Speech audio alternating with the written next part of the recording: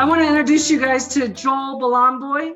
He recently wrapped up a professional career in basketball. He played for 6 years total. He had 2 years in the MBA, and he finished up his career in Europe. He's now a managing partner of Dreamstone Investments, and he oversees acquisitions as well as he has got a very strong experience in underwriting and with numbers. He started buying and doing multifamily in 2018. And you guys have to hear his story because I was so interested to understand how the heck do you get into multifamily from the MBA? And so Joel and I sat down and I listened to his story and I said, I think this would be a great person to come join us on Zoom at 8.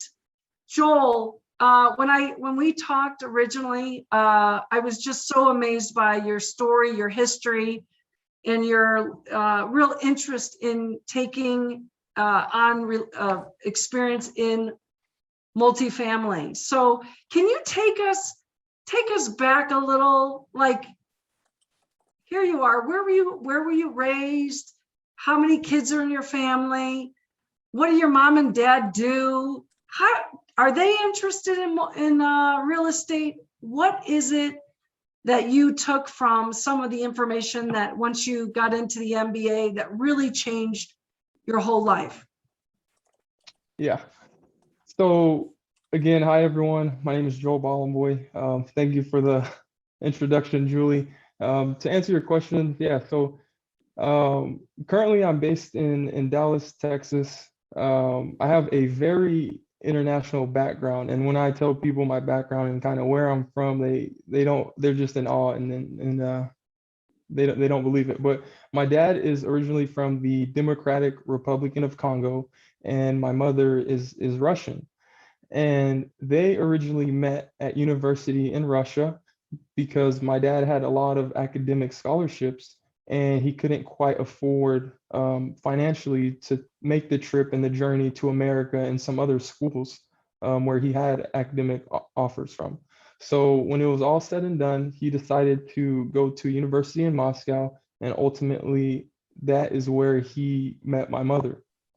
And then shortly after, I was born in 1994, so I'm 28 years old right now. And believe it or not, my first languages were Russian and French. So I didn't speak any English at all until I got to America 4 years later. And now you can't tell. But yeah, I was the firstborn. I have 3 younger sisters now, and they were all born in America. And my parents decided to move to America because they simply wanted a better lifestyle for themselves and me, but most importantly, their future kids that they were going to have. So that's when they kind of decided, okay, we're going to move to America, and we already have some acquaintances and some friends and some grounds established in Texas. So they moved to Irving, Texas, and then that's kind of when we went out there. And again, I didn't speak any English. My mom knew Russian. When she met my dad was multilingual. He could speak French, Russian, English, Lingala, and like a couple other African languages. So my dad was good.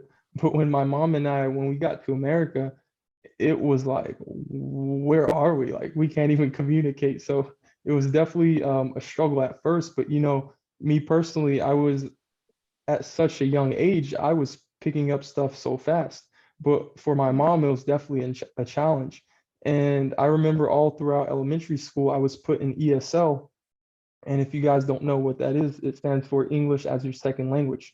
So if you're struggling with the language of English, they put you in this class for additional help so you could learn the language much faster.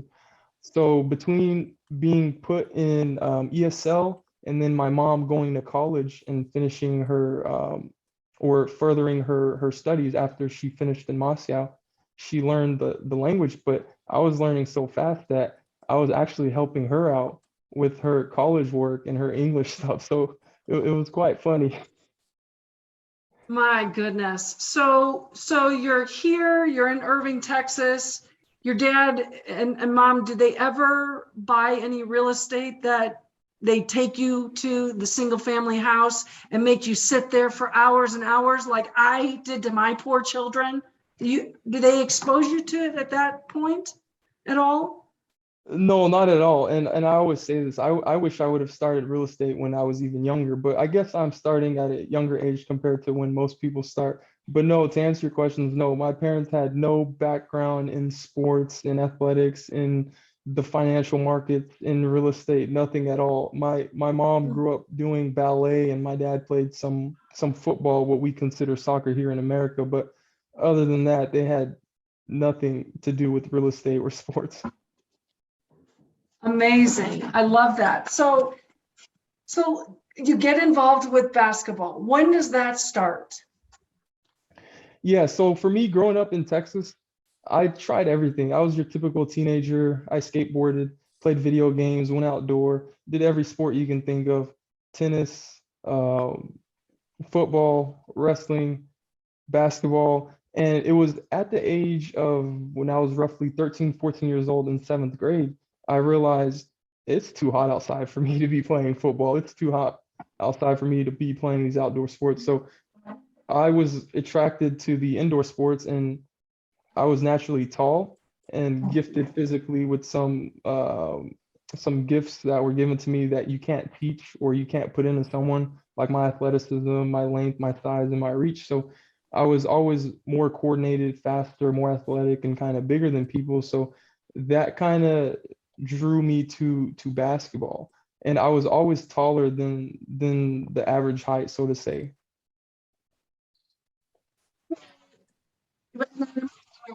Your parents went to all of your games. They were always involved in your sports. Isn't that right?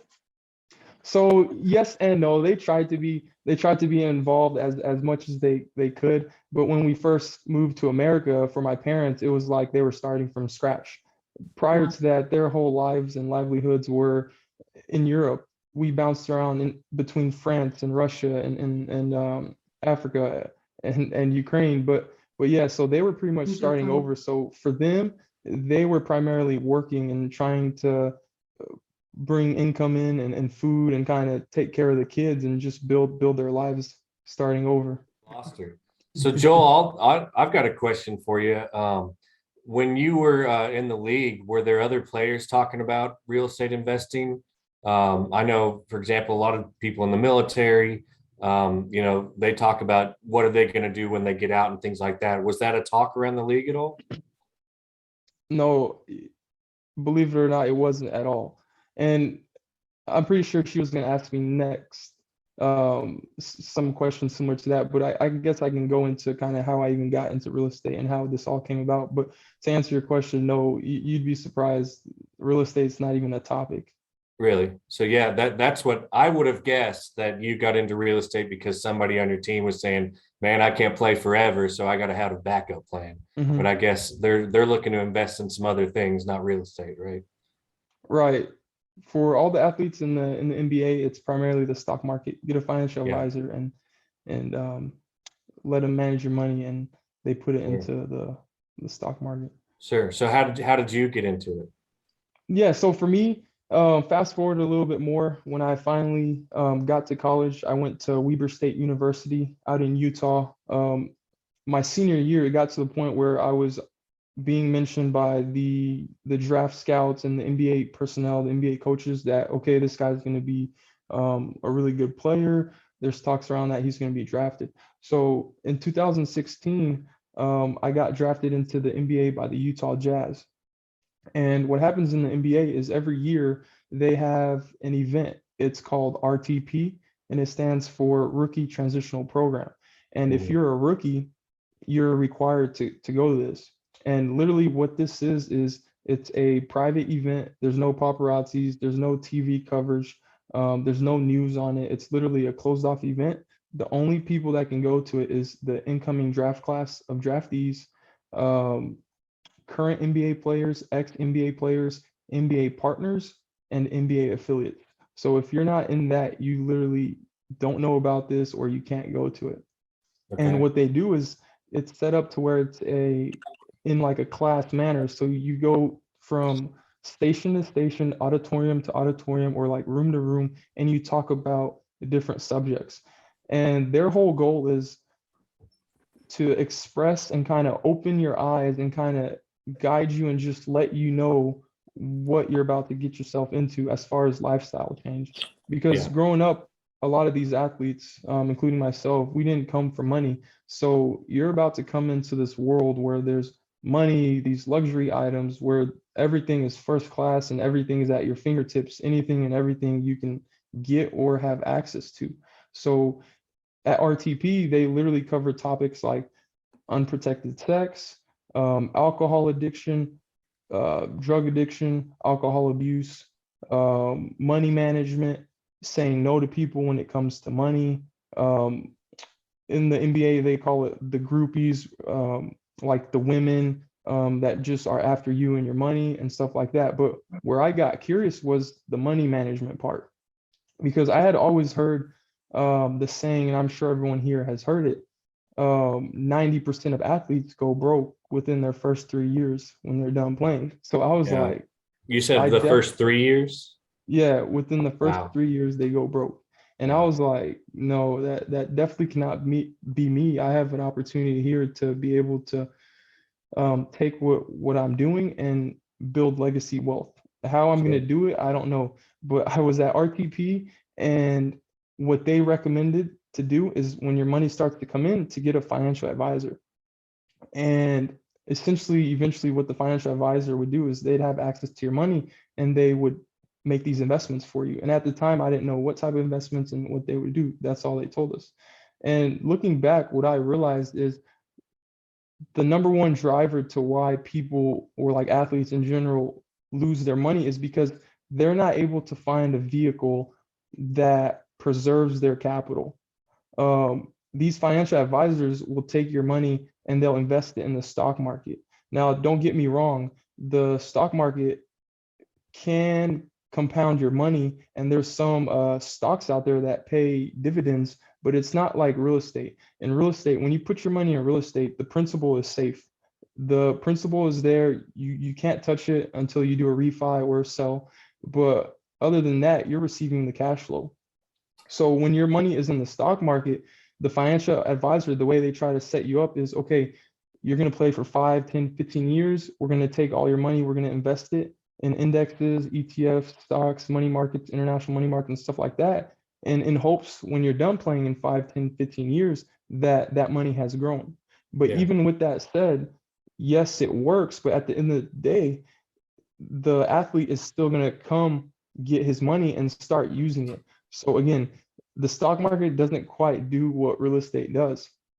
And Right. to keep going, I had gotten a financial advisor, and when my money started to come in, I signed off on the paperwork to where he can allocate it where he thought it would be best to go to. So again, he just invested it into stocks, indexes, ETFs, stuff like that. And from day one, the communication wasn't great. He didn't really explain why he was buying, what he was buying, and kind of giving me a game plan on how he's going to grow my money.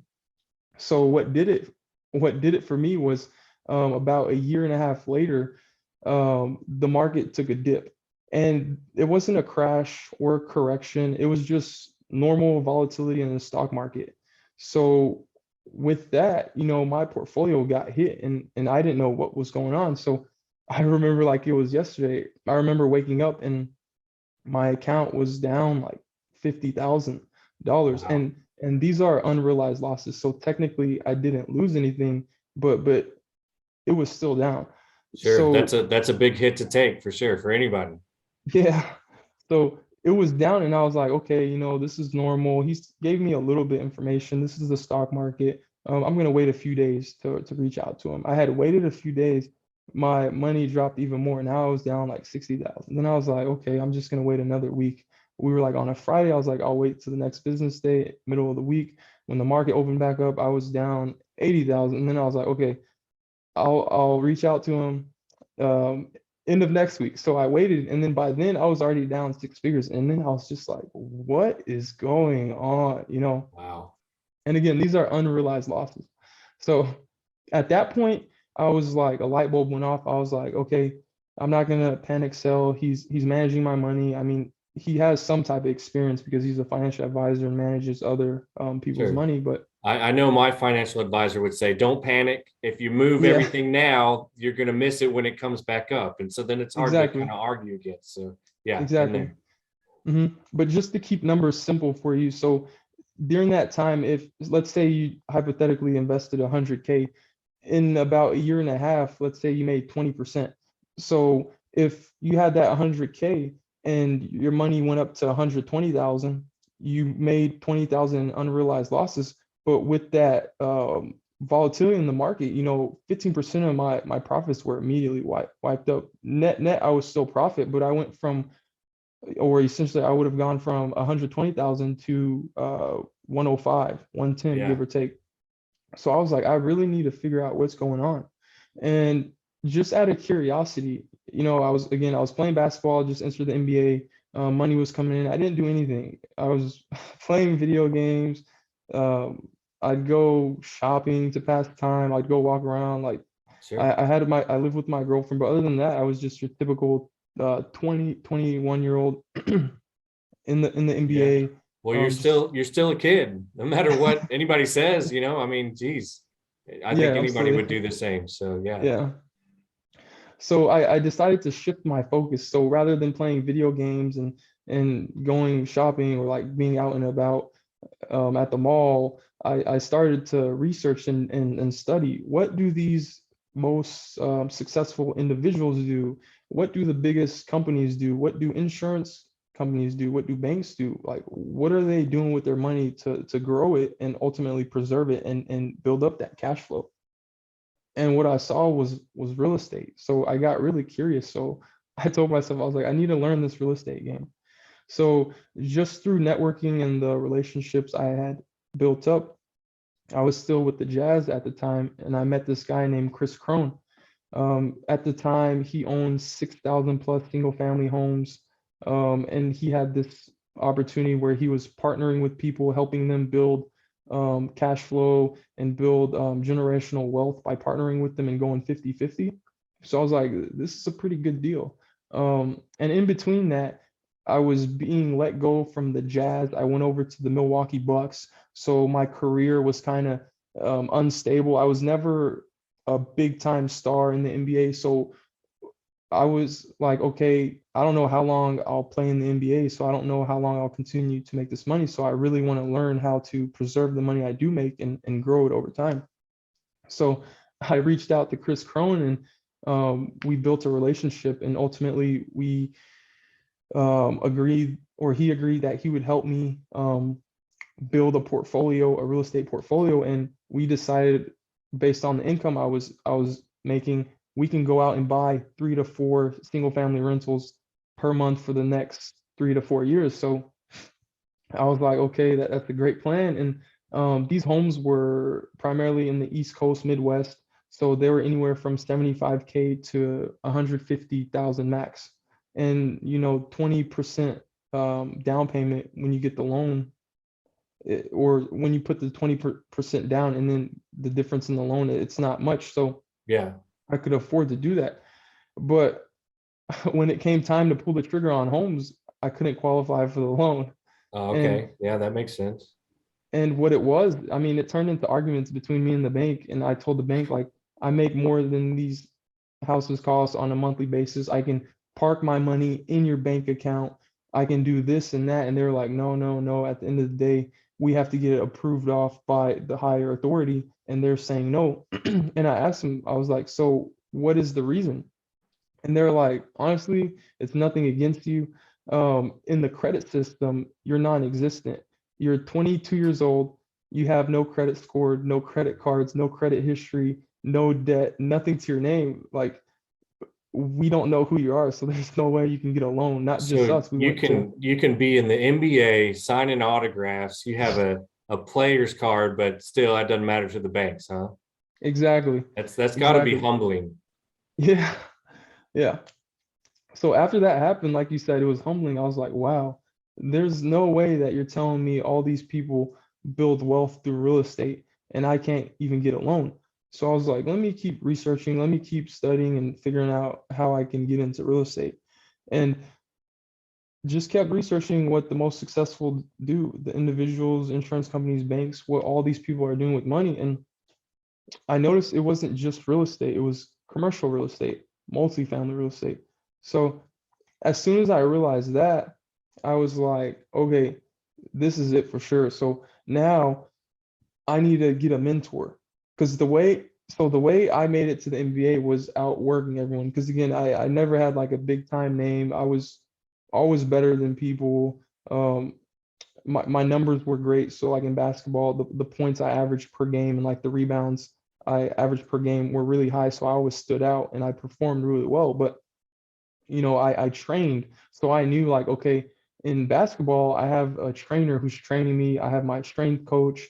I'm getting better. So why don't I take what I know and kind of translate it and guide it to this business side and let me learn real estate? So I started to go to events, got some mentors, paid for coaching, and kind of paid my way in initially until I learned enough. So I joined the Warriors group by Rod Cleef, and then shortly after I joined Michael Blanc. Okay. That's super mature of you, man. Yeah. To be that young and realize there's got to be something better, but then also realize that you can't do it on your own. A lot of times you get to the MBA, everybody's got such a big head that, oh, I can do all this. I don't need anybody's help. But for you to get out there and go, no, I need some coaching for this, that's awesome. And to take from your experience of basketball, knowing, I've got some God-given gifts, but I still was coached the whole way, kind of translating that's an awesome story. I know the NFL does something similar with their rookies, so that's good to hear the NBA does as well. I wonder why they only, tell you to get a financial advisor. I guess it's just easier for them to tell you that. It seems like they could list out other ways that you could, make money. But have you ever thought about giving back to the NBA community and maybe coaching some of the upcoming rookies on how you got into real estate? Yeah, I think ultimately, eventually, that's on the goal board for me. I'll get there, and I'll also like transition and cover all that. But yeah, for sure, I want to definitely help all these athletes. Yeah, I mean, because it's not fair that they don't know. They don't know what they don't know. Exactly, and they're missing out on a lot. Right, and so you could show them. It's actually not as hard as you think. You just need to have these right steps, and then you gotta build credit. A lot of people don't even talk about it. It should be taught in high school, I think. But yeah, if you don't have any credit, it's almost worse than having bad credit. So you got to start somewhere. You said you kind of went out on your own and was doing your own research. Did you read any books, or like what kind of research did you look at? Yeah. So as far as books, what really pushed me also kind of over the edge to be like, okay, I need to learn this is Rich Dad Poor Dad, and I'm sure a lot of people here have also read that. Same for me. Yeah, exactly. Yeah. And is that something you just stumbled upon, or did someone mention that to you? That's something I had just stumbled upon. And most of the research came through Googling and doing YouTube due diligence, just figuring out what people were putting their money in and That's what was awesome. paying cash flow and preserving capital. Yeah. So how many single families do you own right now? So I don't own any, and I never did because I couldn't get the loans. So it might be a blessing, huh? Couldn't get the Yeah. loan, so I'll just go to the big show and start doing multifamily, right? Yeah. That's great. So your buddy Chris, you said Chris Crone, right? Was he an athlete also? Is he playing in the NBA? No, so Chris was just strictly real estate, single family rentals. Okay. Have you convinced him to come over to the multifamily side also? He's broadening out into some commercial retail stuff, but as far as multifamily, no. He has some like event centers and stuff like that, but I don't think he's broken into the multifamily space yet. Yeah. Well, very cool. Very cool. So where are you at right now in your kind of journey with the Warriors and Michael Blanc? Yeah, so ultimately I ended up hiring a pair of coaches, and they told me I needed to get my own identity. So I had started my own company called Bolomboy Capital, and that was just an image to where when I interacted with people, I didn't have to be like, oh, I'm in real estate. My name is Joel. No, I actually have a company, and this is what we've done. This is what I've done. This is what we are doing. So I started that company, and through it all, I was being let go by the Milwaukee Bucks, and there was Oh, a man. realistic possibility that I was going to go in Europe. So I was like, how on earth can I even continue to do real estate if I'm all the way in Europe? So fast forward a little bit more, um, I had learned enough to where I was ready to invest in my first deal. And through relationships I met someone in the DMM group that referred me to an operator. Um, and their firm is called Dreamstone Investments, and that's who I'm with now. But at the time, we were separate. So this person, his name was Vahano, and Nick, they were the founders of Dreamstone Investments. They had a deal under contract and they needed a certain amount, and they only had about 2 weeks left to get the deal closed. And I knew enough and I had learned enough that I was ready to invest in my first deal. So I was like, I'll invest in this deal and give you the amount you need if you let me come on board as a GP. And Awesome. and immediately they're like, why? Like, you don't want to be passive? And I was like, no, I do. But for me, GP just means I want to be on the calls with the property manager. I want to be there when you guys talk with the brokers and the lenders and Yeah. do all the meetings. Pretty much everything behind the scenes I want to learn, because eventually um, I can see myself being in real estate full time, the way Yeah. my career's going, the uncertainty and stuff like that. Yeah. You've already let somebody lose some of your money. You're not about to let that happen again, right?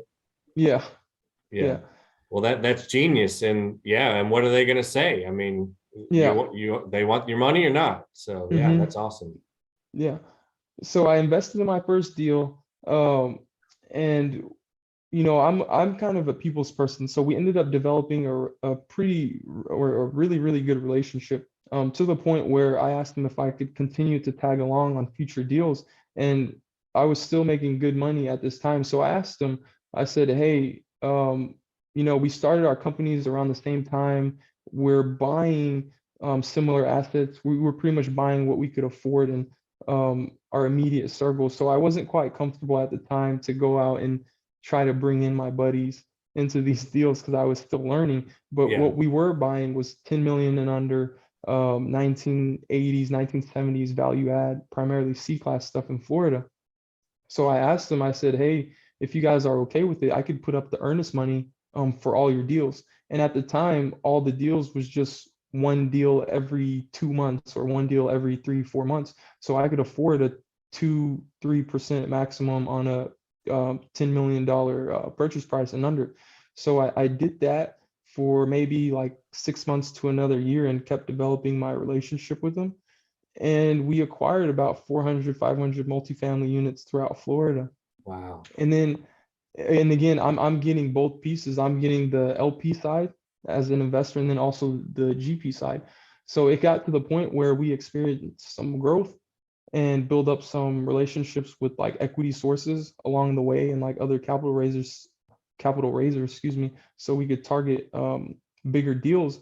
And when we did make that shift to target bigger deals, I could no longer keep up with the EMD. Now we were talking about 500,000 hard or like a million hard, 250K every other month. So That's a good problem to have, isn't it? yeah, That's awesome. yeah. So I said, hey, like, I've came a long way. I've continued to work my way into this real estate game, and I want to continue to work with you guys. And we have a lot of common goals, and we align in a lot of ways. Would you guys be okay if I underwrite all your deals? And at the time, again, we started in similar sequences, so they didn't have like a whole bunch of payroll employees, full-time underwriter, marketing team, et cetera, et cetera. So they're like, yeah, I mean, we can use the additional help. So I started to really underwrite deals and like understand the numbers to the point where, again, I'm only doing this part-time. So basketball takes up like 6 hours maximum of my day. Oh, sure. And at this time, are you in Europe? Yeah, I'm officially in Europe now. Okay. So if anybody on this call says, I just don't have time, you call BS, right? Yeah, Yeah. yeah. Oh, yeah. So basketball only took up like 6 hours of my day. So in my free time, um, I started to do real estate, and it got to the point where they're like, hey, like you helping us underwrite these deals in your free time is more productive than some of these VAs that we have full time, or like some of these other GP operators that we're working with full time. Like you're doing a lot, and it's helping.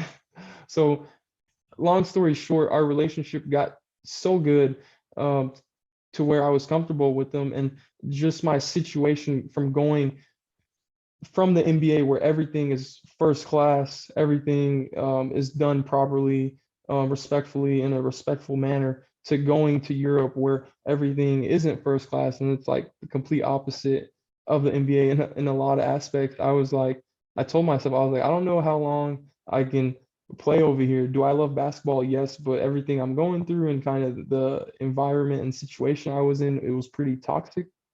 So I was like, I can see myself realistically not playing as long as I thought. And I've been involved in these real estate acquisitions over the years. So now we're in 2021, going into 2022. So I asked them early 2020, I was like, hey, when I'm done playing, would it be okay if I come on board full time with you guys and merge my company into yours? Again, we still do. We have similar goals, similar visions. We align in so many ways, and they were all for it. Like it was an automatic yes. Like we'd love to have you on board. So that's when I kind of dropped Bolomboy Capital. And for me, it was never about my name or like being the centerpiece. Like it has to be named after me, or like I have to be the main person. Yeah. Especially when I went to Europe, I realized like I don't have to be the main person. Like this will require a team, and all three of us working together, we can get so much further. Right. So we struck up like a deal, and pretty much I merged my company with theirs. And they originally founded the company, but I came on board as a managing partner and have an equity stake in their company. And as far as like the details, I won't go into it, but it's a fair split for sure. So we've been working ever since, and literally over the last several years now, we've been chipping away, and majority of our stuff was C-class, and it got to the point where we were like, how can we really focus on growing and scaling and growing the company? Because what we have now, it's hard. Like it's hands-on. We're in best in finals like every other month. We're losing deals. We're getting outbid. We're dealing with deferred maintenance and all these problems with the tenant base that the C class level brings. And I'm not knocking C class, but there are issues there that aren't present when you take a step up to B Sure. class and A class assets. So Right. what we realized is let's go for B class assets. Let's go for A class assets. And we initially made that jump, and late last year, through my partners Vahano's connections, we acquired a $44 million 68 unit mixed use deal in Atlanta. So that Awesome. kind of got us going, and then we made some more acquisitions in the A class space, but we recently just closed on a 340 unit down in San Antonio that we got for under 70 million. And Wow. that was just done through continuing to build relationships and doing strategic co-GP deals and like bringing on other groups to do bigger deals. So that's kind of how it's gone for me. And now we're sitting at a little bit over 2,000 units and just under 190 million in assets. And we're Wow. in the process where we're trying to kind of not just, I don't know how to describe, we're trying to restructure our whole business to where we can really focus on raising capital, because at this point we have a solid deal flow. We have relationships built with other groups, sponsors, lenders, etc. So the deals are there. Now we're struggling to raise capital because, for example, our last deal we did, we needed a 16.4 million equity check So it's definitely, like you said, a good problem to have, but we're making strides every day, and we're headed where we want to go. That's awesome. So can you Go hear ahead, me? Julie. Okay, good. Hey, first of all, this is fantastic, and I really appreciate JT you taking over. It's awesome. Oh, and Zoom at 8. Look at all those people wearing those Zoom at 8. But Joel, I'm curious, what is one of your biggest challenges throughout this whole coming to multifamily? You know, we had Vahano on our Zoom at 8 3 years ago. I didn't know you were behind the scenes. And again, that just speaks to how, you know, this industry is so small and networked very closely. I didn't know that you were behind the scenes. And now knowing that, you know, what kind of challenges have you seen to bring yourself forward? Because I'm seeing you more and more being part of this team, the Dreamstone. What have your challenges been? I think I will say I've been fortunate enough to be able to tell or like see and read people. So I've been able to surround myself with really good people. Me personally, most of my challenges have been within me. How can I be the best version of me? Just me in general. I'm more so on the impatient side. And I'm a person that when I don't get what I want, it like really hurts me. Like, why can I not have that? But I need to understand that it may take time. And I'm like, no, I need to do that as fast as and as quickly as possible, but to like a great level of quality. And I think being with Dreamstone and Vahano and Nick, we balance each other out, because me just recently coming on board full time, I've been kind of trying to push and acquire, and Vahano, he has more experience, so he's trying to like balance this thing out. Like, okay, yeah, we're trying to move as fast as possible, but we still need to be careful, and there's a lot of stuff we need to watch out for. So I think we have like a good combination. But I guess to answer your question, most of the challenges have been with myself, and I follow Grant Cardone a lot, and I like when he talks about like the whole marketing aspect. I feel like a lot of people don't know who I am and in our company in general. So I feel like we just need to keep pushing the message, because ultimately the more people you meet, the more probable it is that you'll do business with more people, just because you're meeting so many more people. Absolutely. But we really want to help people in general, and I want to be able to get back to the aspect of helping these athletes invest in real estate, where it's, when you compare it to the stock market, it's just more favorable. Like you get the depreciation, the cash flow, and so much more. So before we wrap up here, and if anybody has any questions, let's get them up for Joel tonight. What are your words of wisdom? You know, going from, you know, you're probably somebody that's signing, right? Signing your name, hey, right? I'm an MBA star. Now you're coming down to, you know, being a star here in multifamily. What kind of words of wisdom do you have? This mindset is truly can drive you. It is very clear to me that your mindset, you've got a very strong mindset. Yeah, I will say that a lot of the stuff that I'm doing in the real estate world, it comes over from the basketball, and like literally anything, or realistically, a lot of the stuff you put into your mind is attainable.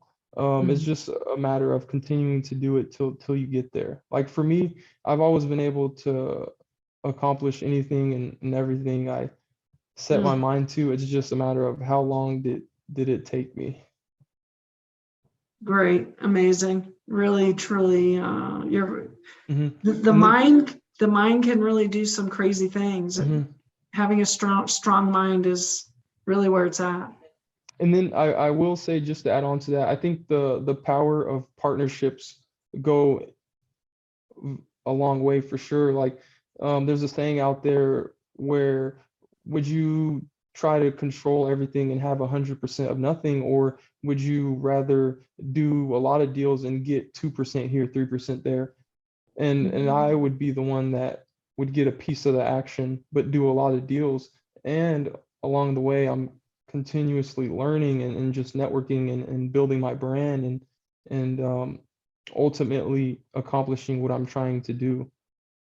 Yeah, amazing. So let's see. JT has a question. What do you got, JT? I've got two things. So Joel, I loved your story. Thank you for sharing. Can I help you with insurance on your next deal? Yeah, absolutely. Let's connect let's connect Awesome. after this call and see what we can strike up. Second thing, who do you have in the finals this year? Brunson, my man Brunson went off last night, so we're back. So who do you got? Man, it's so hard to say. I'm pulling for Phoenix because the Phoenix Suns. So like, I'm sure there's people in here that don't follow basketball. So the Phoenix Suns, for the longest time, they were one of the worst teams in the NBA, and just Yeah. recently, over the last few years, they kind of did a complete 360, and now they're one of the best teams in the NBA. Well, So and hopefully CP3 has never won one, right? exactly. So yeah, they got to get one for him. So yeah, I'm with you. If not the Mavs, I'll go for them. Well, that's fantastic. Bernardo, what do you got?